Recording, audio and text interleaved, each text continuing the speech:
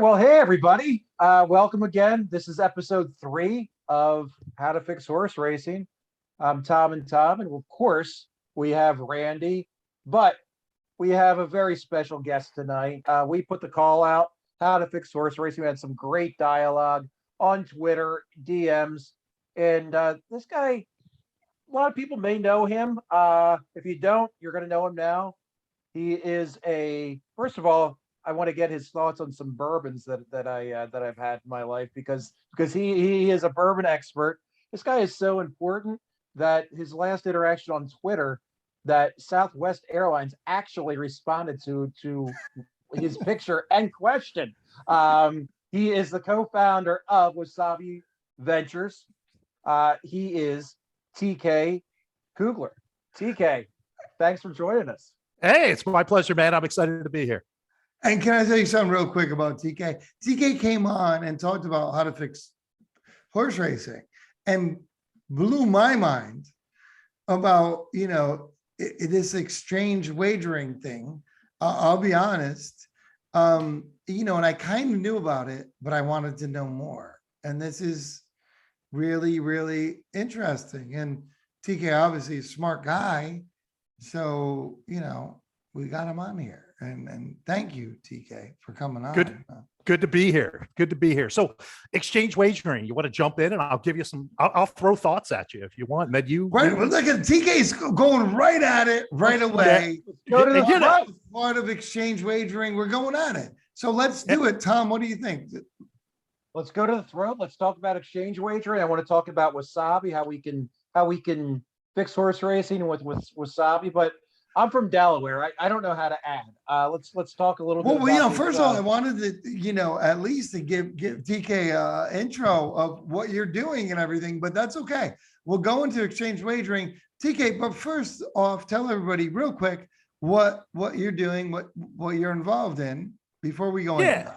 Yeah. So from a horse racing perspective, I am the founder, managing partner of a group called Wasabi Ventures Stables. We've been around about 5 years, and we think of us as a syndicate, except that a few interesting aspects of us. We're a fairly large syndicate, about 1,200, 1,300 people actively in our group. We let people buy anywhere between 0.5% and 1% of a horse, and there's no upcharge on the horse. It's completely transparent. All of if it's a horse that we're racing, if it's a racehorse, there's no ongoing expenses on that horse. And the way it works is, and there's no built-in dollars into the upfront either to cover expenses. So, and we don't do deal horses either. That's an important thing. We can talk about deal horses sometime, but it's a true, we pay day rates to our trainers, and I cover the day rates is the story. I cover the expenses, and we settle up when a horse stops running. So if it makes money goes back to people. And we've been pretty successful. 54% of the horses that we've claimed in the last 5 years have actually returned money to the people who bought into them. It's a pretty crazy stat if you know horse racing, that you're actually returning money to people. 36% of our claimers have actually been profitable for the people involved, which is pretty unheard of in this game. So yeah, but we're soup to nuts now. I don't do anything half-assed. I go full ass all the time, which is we started off as a claiming operation. With the clowns. Yeah, exactly. Yeah. So we started off as a claiming operation for probably the first year or so, but we run one of the largest breeding operations in the Mid-Atlantic. We have, I think, the third or fourth most amount of broodmares in the entire Mid-Atlantic area now. We stood a stallion. We own 10% of Painter, Jimmy Creed. So, I mean, we've gone full into the game, and we give people a chance to be a part of it. You want to be a part of a yearling, fantastic. You want to be a part of a nickel claimer, fantastic. We're going to cover soup to nuts and do it all. And that's really, it's how you build the game. You create new owners, which is part of what our grand story. What we're trying to do. How to fix horse racing. Fix horse racing. Fix horse racing. I've seen it right there. And why do I not believe TK is all in? After hearing that, How do we not believe Hey. this? Congratulations on Lap of Luxury last week, by the way. That was a Thanks. nice bomber. Ran down in Florida. Thanks for giving us the tip too, by the way. Kidding. Yeah. But, It was a 20. It was I had the exacta and the win. And it paid out 29,000 to me. So so it was guess who didn't have it? Us. yeah. TK, us. we were Yeah. going back and forth. TK said what he bet. I said I was happy with my $10 bet on it. Yeah. Thinking I was all hot shit. But no, that's great. I've been lucky enough to see some of your horses at my Delaware Park, Laurel, a couple of the other tracks down here that I'm very familiar with, and just a really big fan. We've interacted on Twitter now for a little bit over a year or so, and just really glad to have you on and in exactly what we're talking about, what Randy and I are doing here, and that is exactly what you're doing with Wasabi, and I'd love to dive into that. But like Randy said, this exchange wagering is interesting, and if you can just like I said, I'll admit, Randy's smarter than me in this aspect. Why don't you tell me a little bit about it? Well, first of all, what do you mean in this aspect? Yeah. Just leave it at Randy is smarter than me and just leave it alone.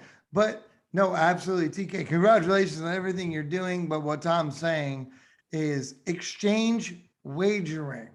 This is something that came up a lot. You talked about it back and forth with people that were talking about it with us and everything. Explain this to, let's just say, Tom. As if you're explaining it to a golden retriever, as the joke goes. Boxer. That's the yeah, exactly. So I'm gonna explain exchange wagering and what it could be, not necessarily how it has been implemented already in the US. So let's just pretend we have a blank piece of paper, and if I was building exchange wagering, how I would build it. Okay, so we'll start with what wagering is in the US today, which is it's pari-mutuel wagering. Everybody understands that the money goes into a pool, the odds are created and change over time depending on how much money goes into the pool after the take is taken out by the track and the admin that runs it. Okay, whatever's left is the odds and it gets paid out, blah, blah, blah. We all understand pari-mutuel wagering. It's been that way 100+ years, right? That's kind of how the US has done it. So let's talk about how exchange wagering in its perfect form is different. Instead of having a system where I go in and I put my $2 win bet in and it goes in with your $2 win bet and your $2 win bet and it all gets mixed into a pool. Instead, there's a system that exists, and this is only happens because of the digital age. A system exists where I go on and say, you know what? I think the number 4 is going to win here for $2. And I've got a $2 bet out there. And I'm willing to pay 5-1 for somebody to bet against me, to take that bet. Wow. Will anybody take that bet for me? It turns me basically into a bookie, is what it basically does. I'm my own bookie. You two out there and hundreds of other people are out there are looking as I post that. Think of this as PayPal, right? Not PayPal, I'm sorry, eBay. Think of it as eBay. Wow. I can go on to eBay and I post, instead of me posting my little, glass here and I want somebody to buy the glass, instead I'm putting out a $5 win bet on the 4. Who wants a piece of that? And if you will, what will you pay for it? You'll give me 4-1 odds for it? Fantastic. I'll take that. You're only going to give me even money? No, I can't do that. Can you move to 2-1? All of that is happening real time. And I make the determination if I'll take that bet or not take that bet. Just like eBay. Once again, I put something up on eBay, I can put a reserve and it doesn't happen, right? I'm not going to sell this glass for 10 cents. I got to get $1. What's the same thing here? That's exchange wagering at its very simplest form, right? So then you'd ask, well, why wouldn't we have that? Well, because because it becomes a lot less obvious for the house how they're making money, right?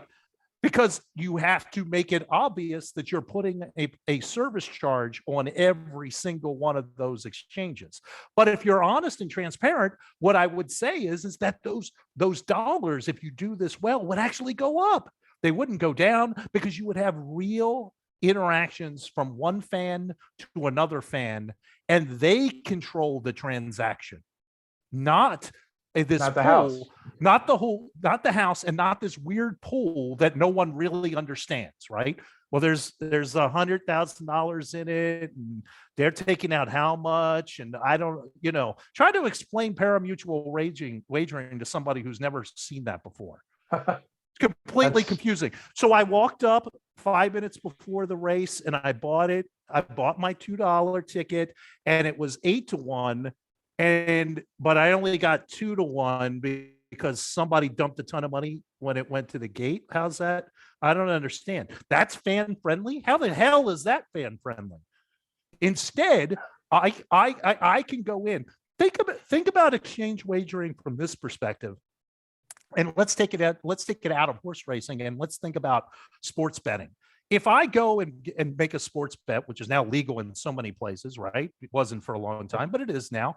If I go and make a sports bet and the line is 7.5 on a football game, I get 7.5 at that point. If the house decides later to make that 5.5 or 2.5 or 27.5, it doesn't impact my wager. I had my wager. I got it exchanged, in this case with the house, instantly. It's done. Now I had to pay the juice, right? So I had to pay the Vic. So I paid it, but it's transparent, it's honest, and everybody gets it.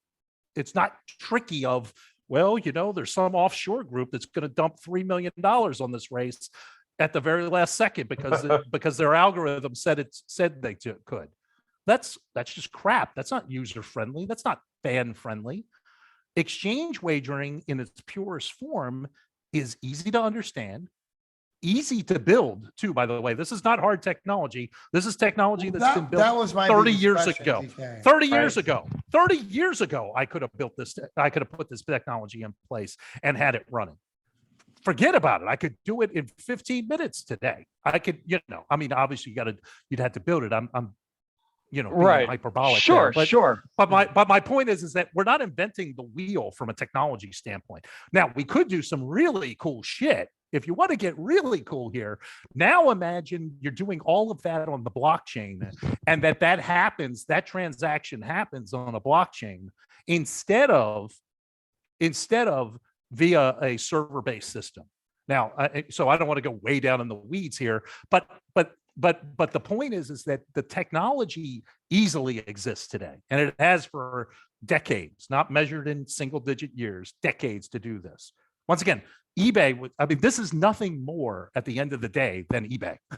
And eBay was created in 1992, right? So we're 20 some years into the ability to exchange an item for an item, for 30. An item for $1, right? Yeah, 30. Yeah, I'm getting old, man. But yeah, I missed a whole decade there. It must have been an acid trip or something. But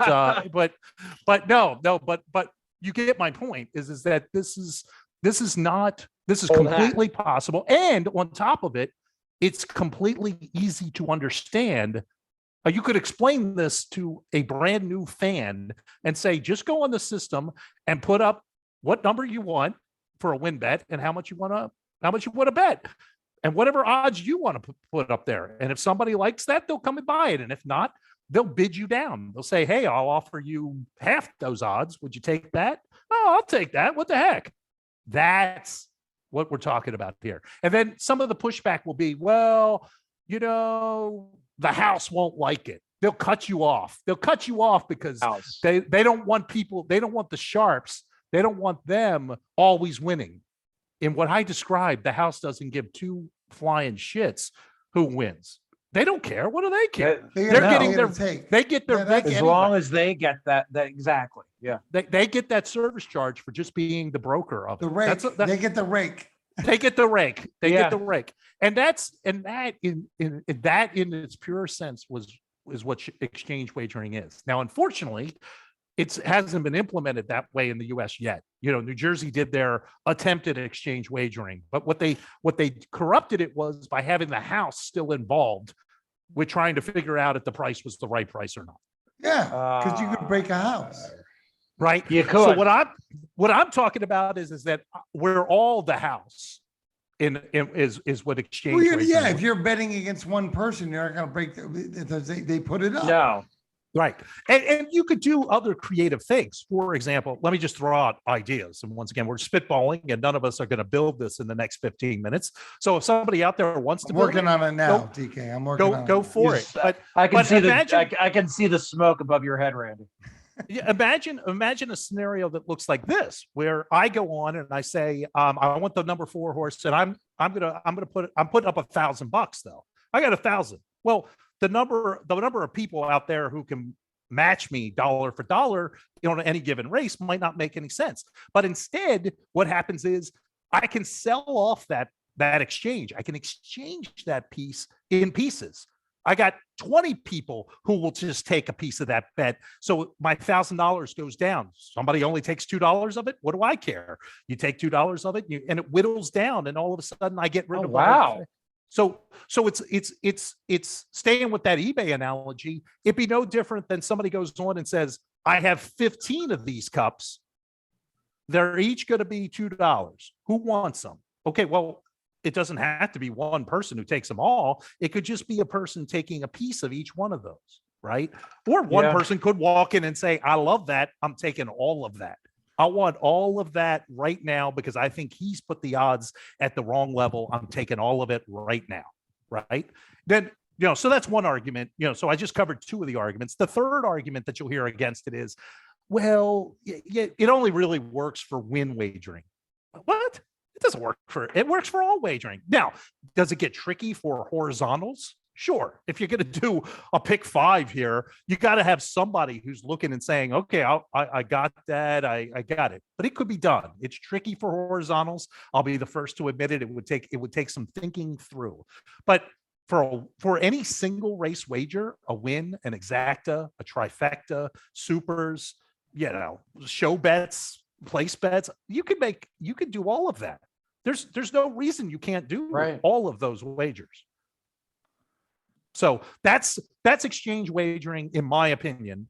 And honestly, it is exchange wagering by any definition that exists in the world by somebody who actually knows what exchange wagering is. So let me ask you, TK, and I'm going to say this, so this could be done easily.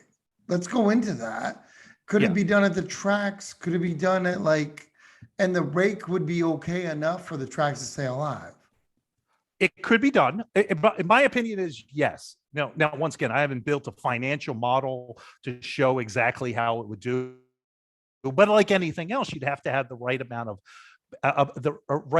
uptick, and you'd have to have the right amount of rollout of this, and you'd have to put it together correctly and execute on it correctly. But if you think about that, so let's think of it this way: let's ask some questions back. What's the current take on a standard win bet in the US? You guys got an average percentage? Do you want to throw out an average percentage? No, I can't. No. Tom's looking it up right now, probably. I think no. I think it's in that 18% range. Yeah, I was going to say 15. 10, but 15. It's 18. Let's say it's 15 to. I think the range usually is 15 to 22. Sure. We'll just say it's 18 just to keep it simple. But okay, so they're taking 18% of a win bet. Now, obviously, there's all kinds of different takes depending on types of bets and all of that. But let's just say it's 18%. Okay, so would I be willing to give up 36 cents on a $2 bet if I get, because once again, it wouldn't be just me giving up 36 cents. I'd only have to give up half of that. I'd only have to give up a quarter. So let's say it's a $1 bet, just to keep the math simple. So to get a better take for the house and make it transparent, it's the 25%. It's you got to put up a quarter.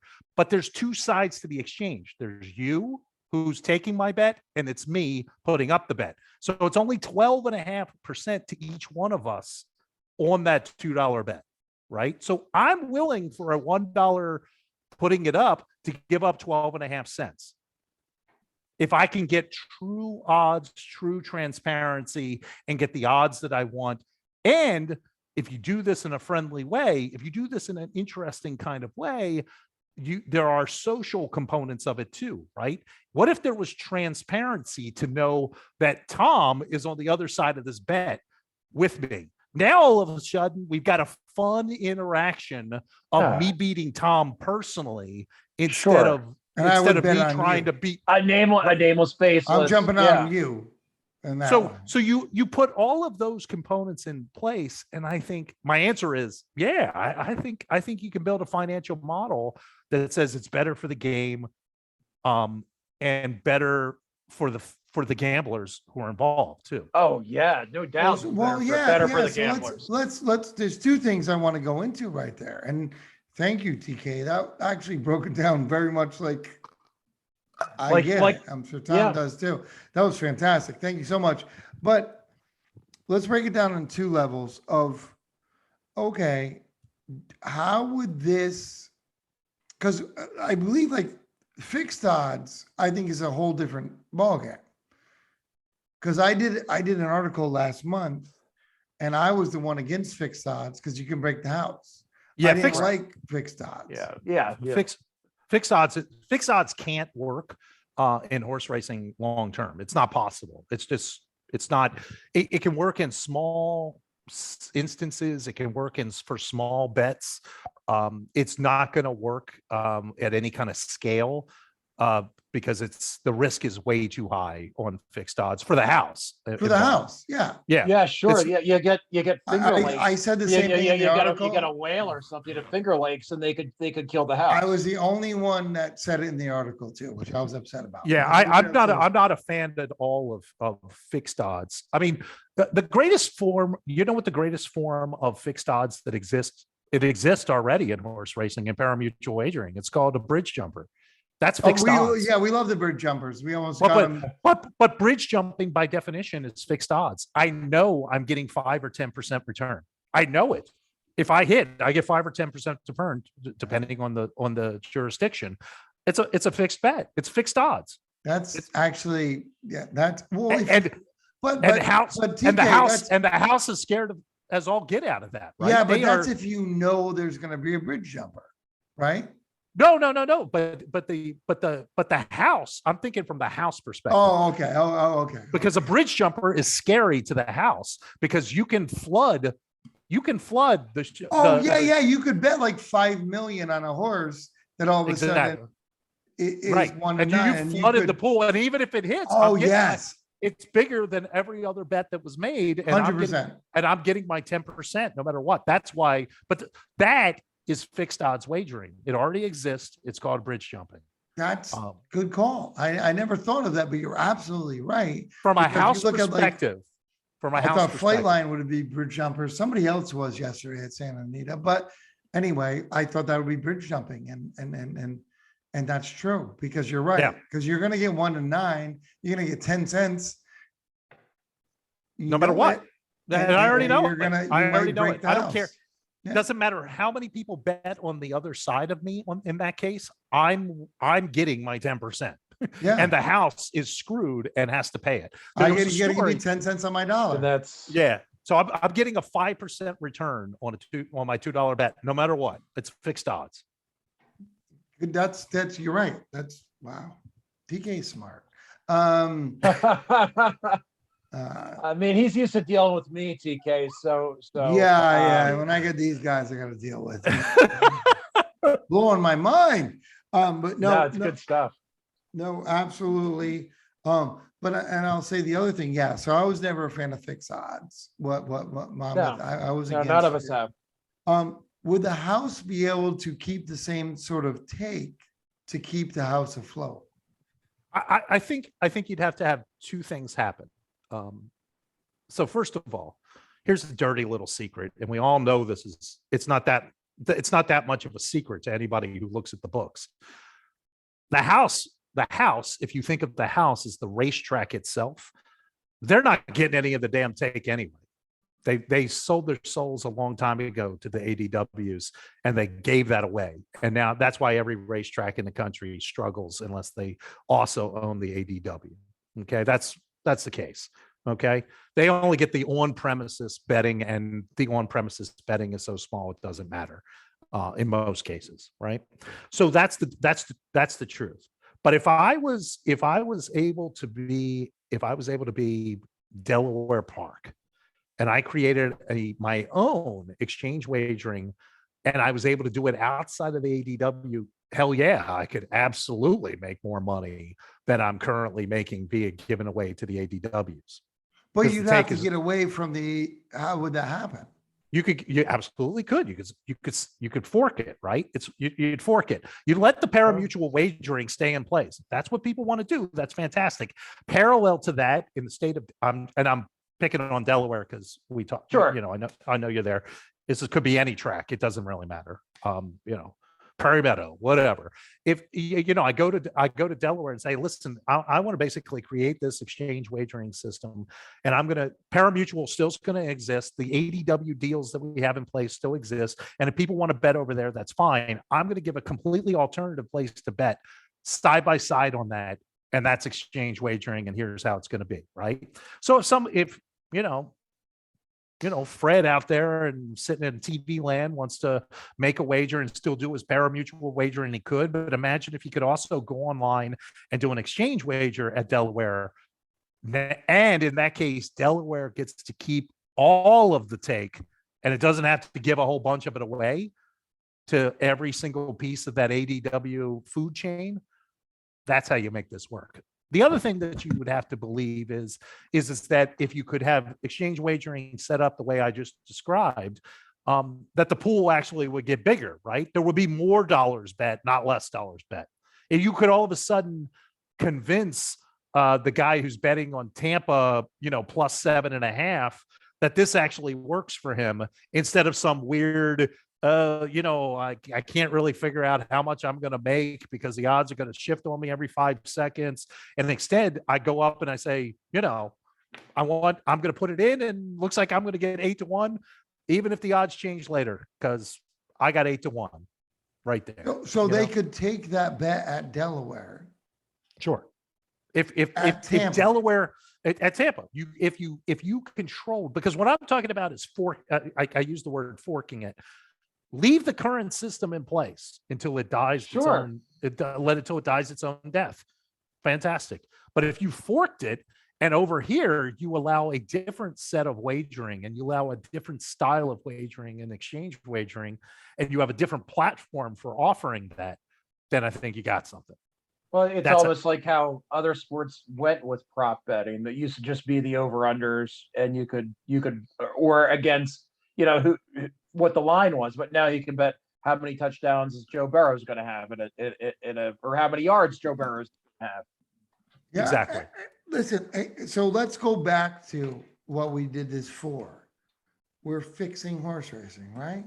Mm-hmm. So this is a thing that, and TK, you made a great case for it.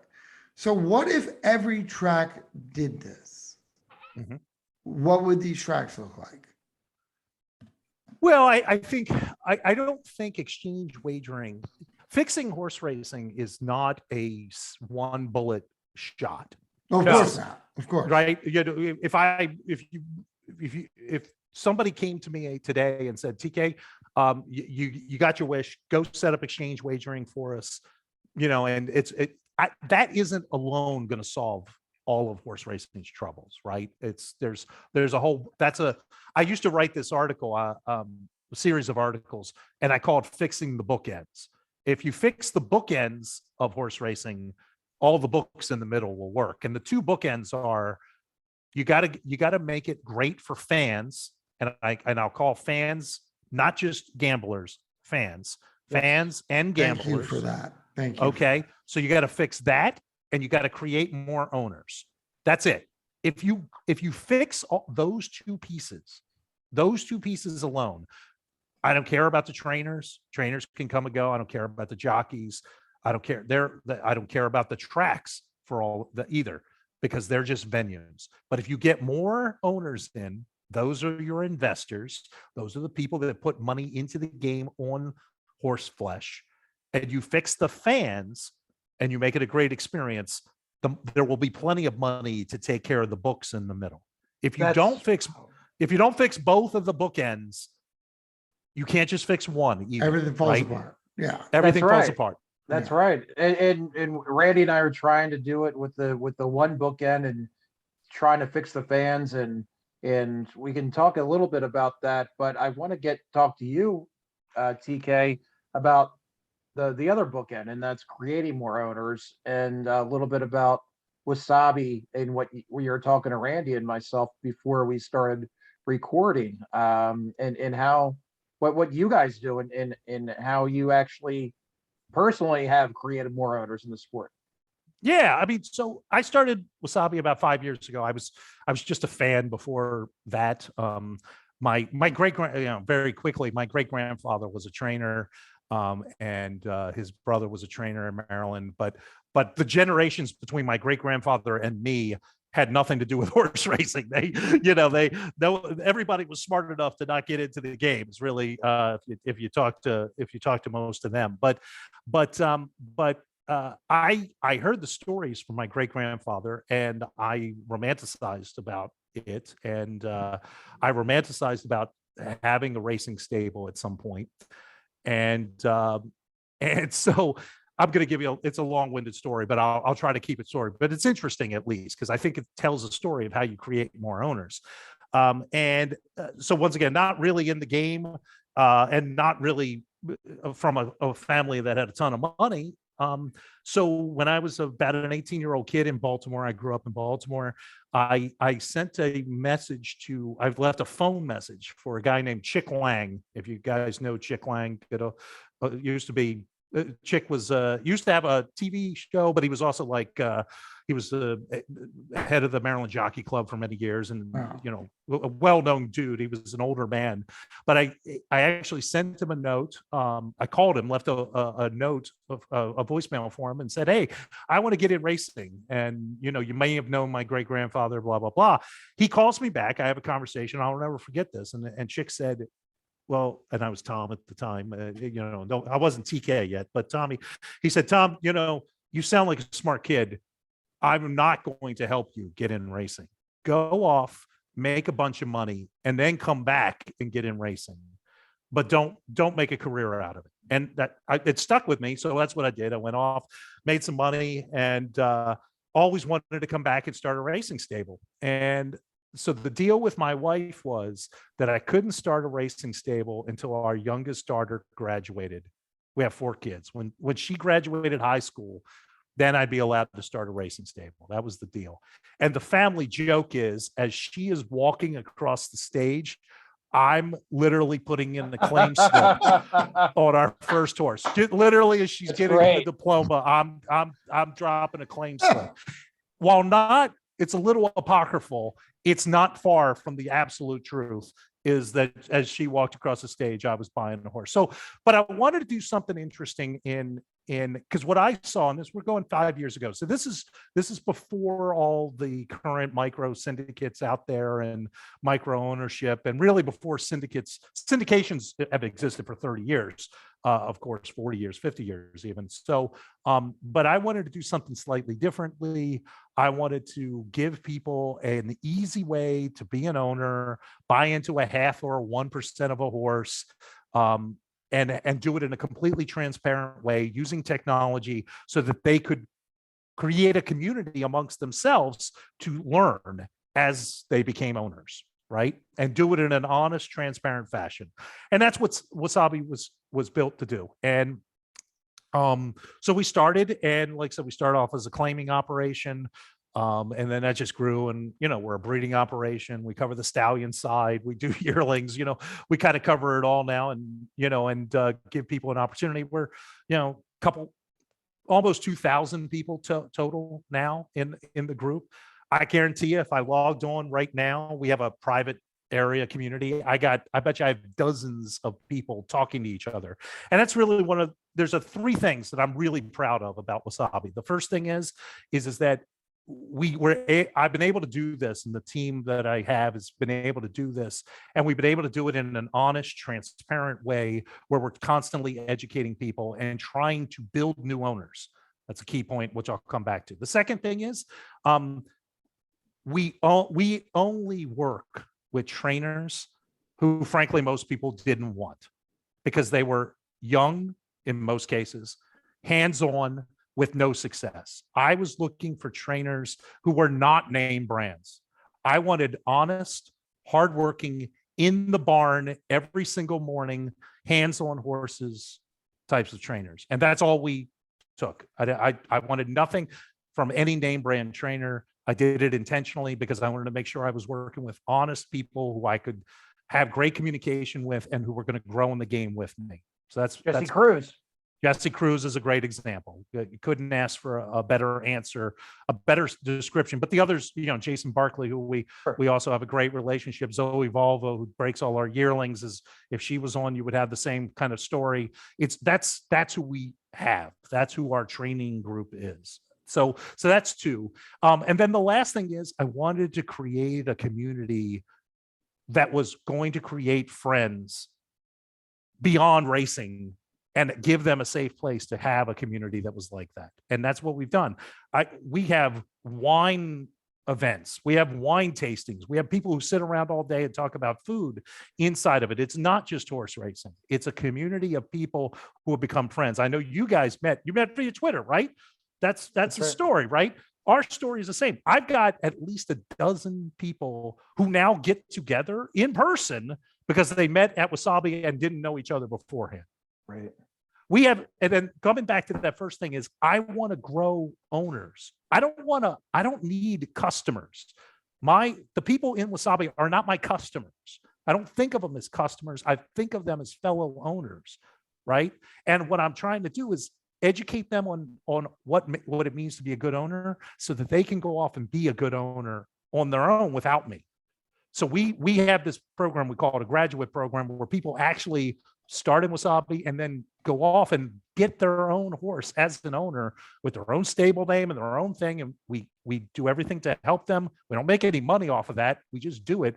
We've had 68 people who had never owned a racehorse ever in their life, who now own racehorses on their own. That's growing owners, right? There you go. Awesome. Yeah. There's the bookend. The bookend. You're fixing horse racing. We can't Fixing do it all. horse racing. You It's can't just do it all. Right. Small pieces, right? I'm a small squirrel chasing small nuts, is what I always say. Wasabi in the grand scheme of things, Wasabi Ventures Stables in the grand scheme of things is a small operation in the grand scheme of horse racing. I'll be the first to admit it. Yeah. I don't have any shame in that, because I'm building a company that's trying to be generational, not win the race today. I'm trying to do things the right way so that it can be generational. It's a slow, That's methodical, Well, listen, approach. TK was one of the first people to talk to us about how to fix horse racing. That's So right. it's not like he doesn't care about it. And No. this is what he's No. doing. I mean, this is a guy who owns a company, and he's really passionate about it, and it's awesome, and that's contagious, and that's the It really is. and that's the thing, and unbelievable. I'm going to go on a tangent here, to talk about, because it's your theme though, how to fix horse racing. And this is, if you fix the bookends, that's great. We talked about exchange wagering. There are other things that you can do, thinking of, on the one bookend about fans. I said something this isn't what I was going to go talk about, but I think this is important too. Oh. I said something on Twitter a couple weeks ago, and I jumped into a thread, and God knows that can be suicide. But the concept of what I said was, give me a track where handle is not the only way they're measuring success, and I will tell you a track that's going to be successful. And people lost their minds when I said that. I had literally people screaming at me saying, you don't understand how the economics work. And I'm like, no, I understand perfectly how the economics work. And what I'm telling you is that I can tell you about racetracks where the handle number is small, yet they're turning a profit. How would that possibly work if their handle number is small? Why? Because they have figured out that if you have a great product, you can bring in fans and not just some crazy offshore gambler who's trying to dump $500,000 on a race so I can get my small percentage after the take back. Yeah, I mean, That's true. That's the economics key, because 101 if you because own a if you small build- business Well, compared to like, yeah. owning a Denny's somewhere. I mean, you yeah, can and do it. so if we create fans, not just gamblers, but fans, you're That's- going to have a different situation on that side of the ledger. And I'm going to give you an example of a track that I absolutely love. I love how they operate. I love what they're doing. The racing isn't amazing, but that's not the point. And that is Canterbury Park in the summer. If you guys haven't been to Canterbury What Park, everybody Minnesota, right? says. Minnesota? it's the greatest single fan situation in racing. It was Saratoga's special, but Del Mar special. But I'm telling you, from a track, understanding who they are, how to create fans, how to get people out on a Thursday night. It's a Thursday night of twilight racing, and you got a packed house. Why?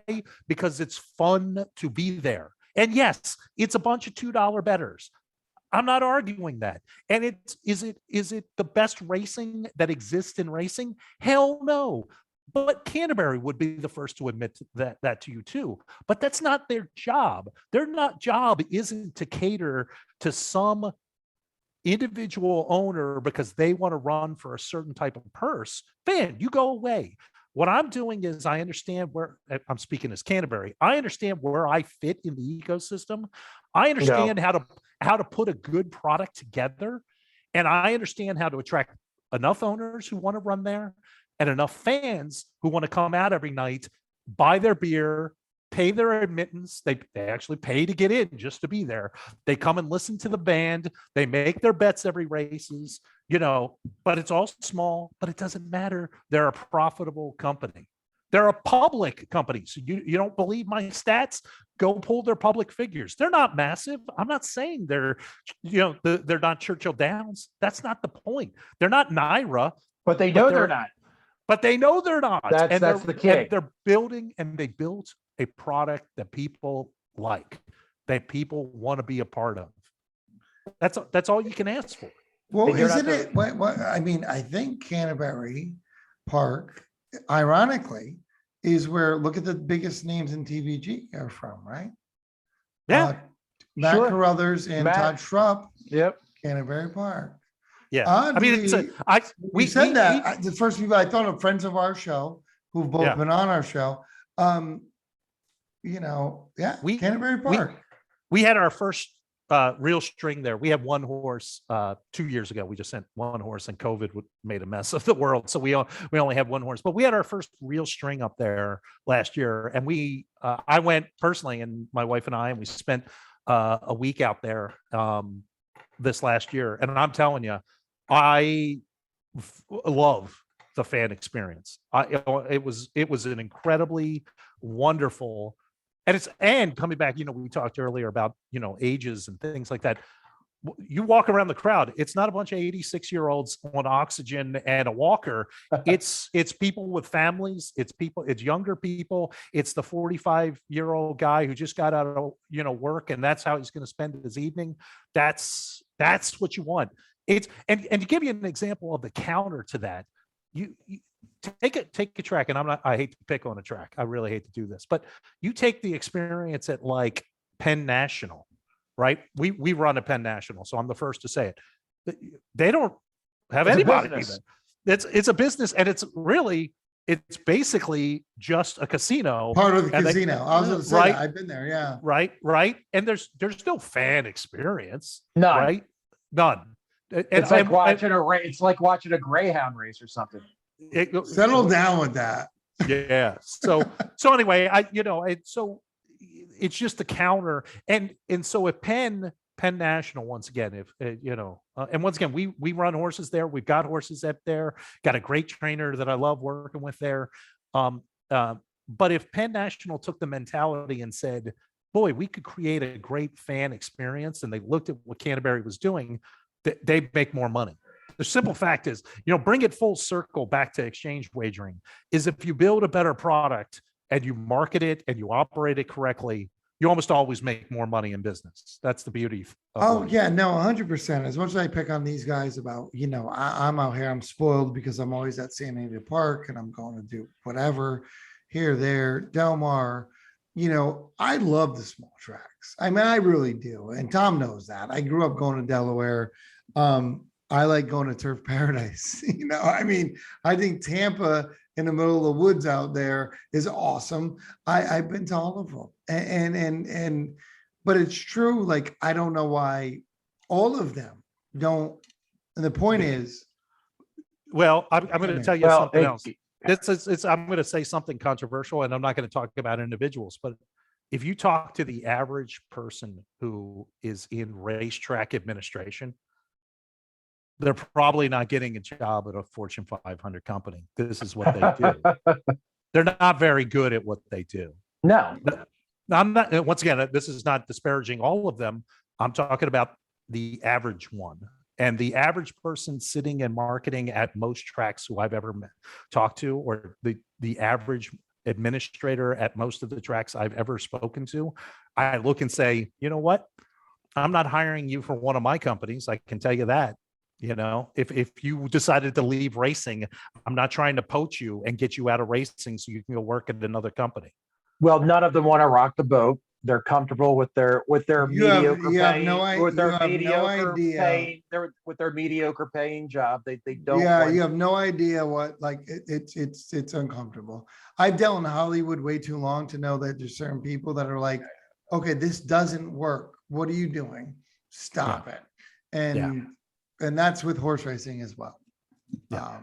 This isn't, what is your crowd? What are you doing? And they're not smart with it. They're not, but they're awesome. Get them there. Like I said, build it. They will come. I've never, and I've said this a billion times on our show, TK, if you bring one person to horse racing, to a track, I've never had anyone or heard of anyone being like, this was a terrible experience. Well, Or- I would, don't I would, know I that. would, Randy, the only thing is that I would disagree with you. And here's why, is that if I take a person who's never been to horse racing and their first experience is Aqueduct in the winter, Okay, all right. it's a bad experience. It's not- bad. Listen, wish I lived that on in my worst Queens, enemy. and I hated Aqueduct. No, in the but winter. that's my So- point though, is that if you take somebody, it'd be like this. Here's an analogy that really drives it home. If someone has never seen a movie and their first movie ever is Space Jams, then they're going to think that that's what all movies are. Yep. That's a great, instead- that's a Oh, great instead of- all analogy. right, I got you. Yes, Right? You're right. It- You're right. That's my point, is that You're right. you can't just, because I've taken people to a track, and if it's the wrong track, I start cringing. I'm like, yeah, The- it's But you know wrong what, TK, track. you're not a Well, good the- friend the if wrong you tra- bring somebody to Aqueduct The- in the winter. Like, come Yeah. on, man. Like, Right. what are you doing? right. I mean, you're not going to bring somebody to that. No, So, fair enough. yeah. Way Yeah, to the- lose friends. And Yeah, exactly. oh, trust me, now, yeah, you don't even know. Like, if I brought Sarah in here right now, her least favorite track is Aqueduct because we lived in Queens, and we went to Aqueduct, and she hates that, and she loves all the tracks. And one of her first experiences was Aqueduct in the winter, and hates it. Yeah, understandable. So it's funny you said that, because if she was in here, she'd be like, She's not- absolutely. Right. But yeah, Right. yeah. Let's say, like, of course, you're gonna bring a friend to a good situation, and if it is, even if it's Turf Paradise on a Tuesday, you're going to be okay. Yeah. You know, Yeah. I mean, Well, the one thing that you said, TK, that both Randy and I hit on during this show and during the series is you had mentioned not the better, but just the fan, and that's something that is very important to us on the show. all it is. All it is. As you know, where we want to attract that get them in young and get them to stay young. And that's one thing that we really are passionate about. I mean, sure, the betters are betters, but it's that fan that will go to Aqueduct in the winter time It's more than the and one and not the care. three. What you're saying, Tom, right? It's more than the one and the three in the race. It's the horse. Well, right, and It's we the know we all know journey of the horse and everything like exactly. that. We all know people that they don't know. Oh, I used to go to a track with a guy who said, "Oh, I don't even know their names." I'm like, And every but do I sport, really want? every sport, they know they know the running back that they're following, and oh, I like him because he plays for a different team. But we need this with the horses, not just gambling. Right. Yeah. Yeah. It's And when you TK hit said that, that. Yeah. when you said that, we want fans that totally struck a chord with both of us. Yeah. Hmm. Because we heard that a lot. We heard a lot of stuff. But was that's- basically but like, what's I don't interesting- care, tell me who's going to win. And I'm like, Yeah. well, it's a sport. That's Yeah. what's killing the sport is that. Yeah. Yeah. It's interesting because that although sounds fairly straightforward and seems like it would be hard to argue that creating more fans is should be a goal. That's a fairly controversial statement in racing today.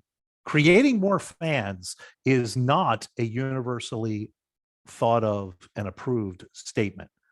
It's not. It just isn't. I know. The fact is that that's not true.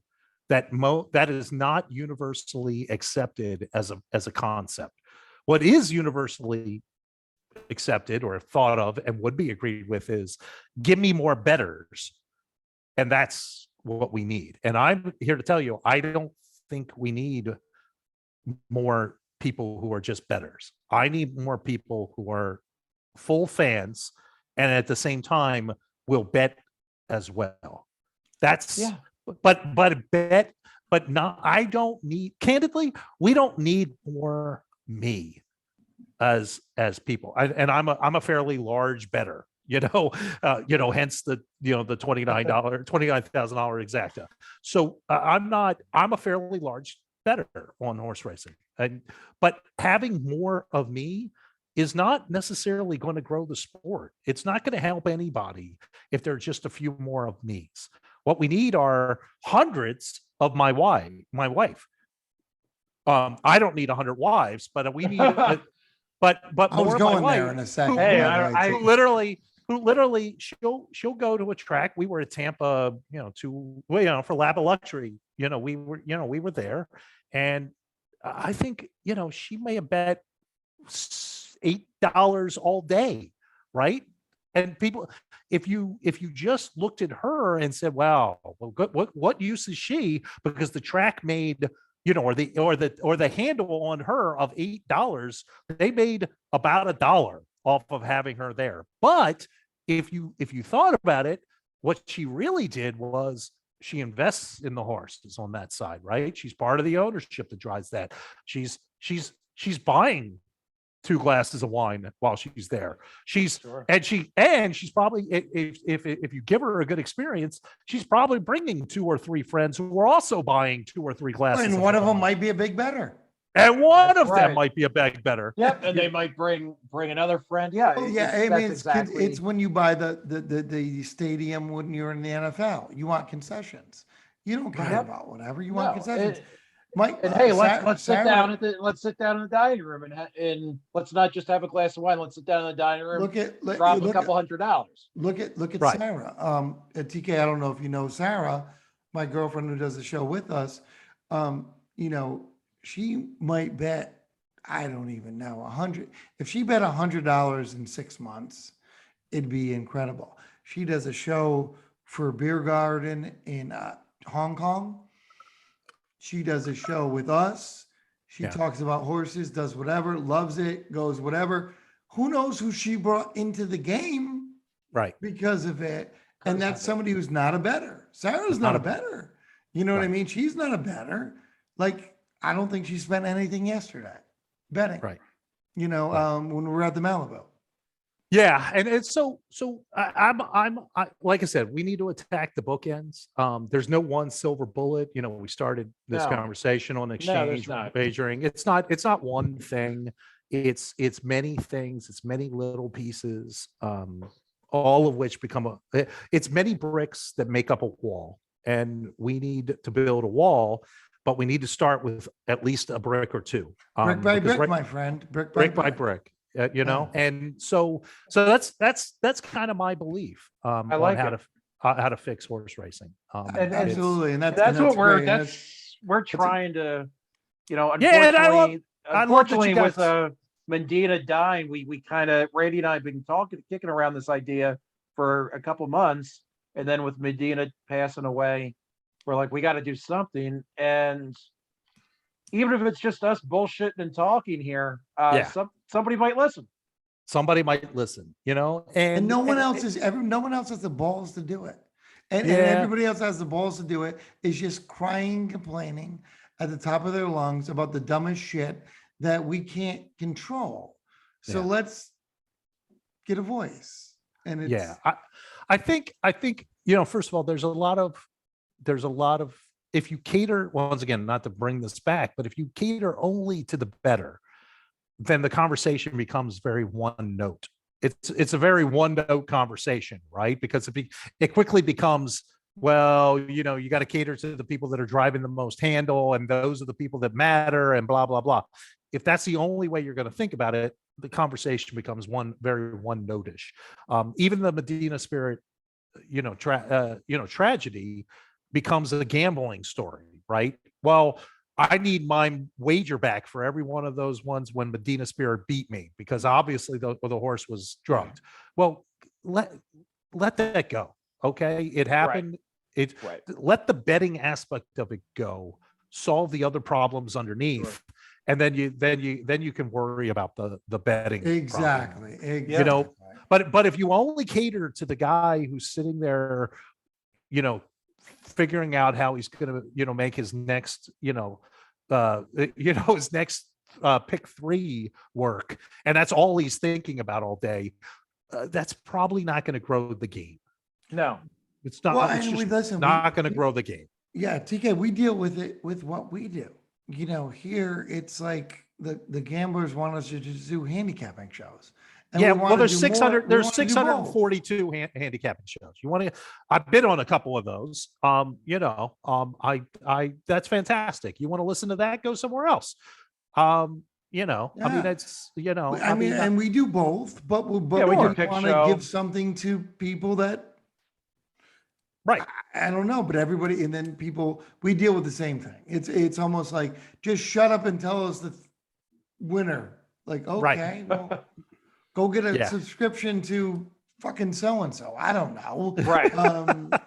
Exactly. Right. Jesus, you don't want Yeah, to listen we're to not- me. Do the No. tip sheets outside of Saratoga. Yeah. That'll Yeah. be perfect. That should do Nobody it. nobody wants We to have talk them, about. here too. We haven't, Delmar has them. We haven't San Yeah. Antonio too. Yeah. Yeah.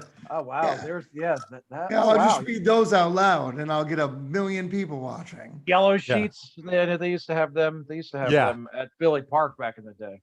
Yeah, that's right. That's Yeah. right.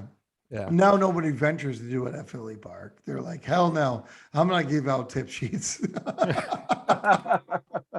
No, that's because they got to watch Off the Rail on Tuesday nights. Cheap plug. Shameless plug. Cheap plug. Cheap plug. Fantastic. Well, we talked a lot, TK, and I know you're a busy guy. You're moved into a new house, and we kept you a lot longer than I'm sure your wife really wanted us to have you. Or maybe she would like us to. Yeah, exactly. I don't know. Yeah, We don't know the she- relationship. Right. I'm just Exactly. saying. Yeah, he's just saying. but we covered a Yeah, lot more ground than I thought, which I love. And I love the bookend analogy.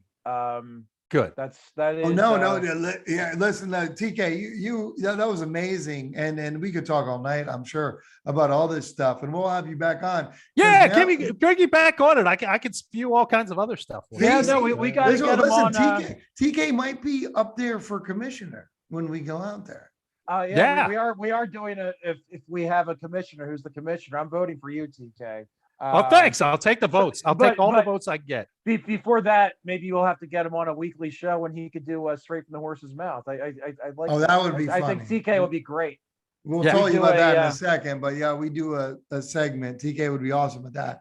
But absolutely, Yeah, hey, that was you want incredible. to bring me on? I could do a pick show too. If you do the pick show, I do pick shows the whole time. Yeah. I've hit 236 pick fives in the last 24 months. You're like AJ Ryder at this point. Yeah, yeah. I play a lot. 234. Yeah. Unbelievable. partner. You are incredible. Were any at Parks? No, I don't think Well, I've ever hit a pick five at Parks. I try not to gamble at Parks. Yeah, not usually one of my go-to tracks. That's for sure. See, AJ's one ahead of him. Right. Yeah, definitely ahead of me if that's true. So, well, good. It was great to be on, guys. I loved it, and I love what you guys are doing, and it's fun energy. Yeah, thank no, you so thank much, you. TK. Awesome what you're doing. We appreciate it, and we'll definitely have you back on. That was awesome, man. Like, I think I was sitting here thinking, Yeah, no, I'm this is going to one of the listen to greatest some. shows I've done. Honestly, Good. I'm Good. listening Wow. to this on my. I think I'm going up to Philly Park tomorrow, so it'll give me some. Just pop it on the. Pop it on. well, it's when- not when going to it be gets put out. probably edited by then, but Good point. Okay. Well, Yeah.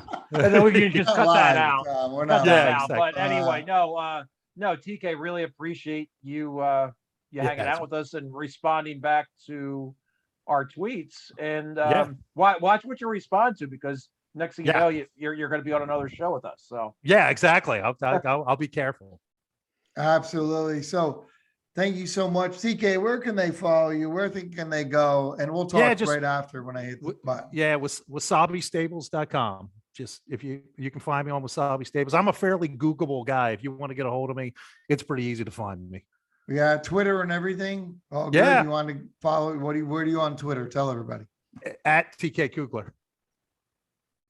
Can you spell that for everybody? Yeah, at TK Kuegler. All right, thank you. Because everybody would not be able to realize what you just said. put in TK and they'll get them. Yeah. Actually, Google if me, you just- bitch. yeah, actually, if you do, you could just pretty much put in TK and the word wasabi, and you'll find me. So, There you go. All right. So yeah, absolutely. Check him out. And listen, we got with him. He went in.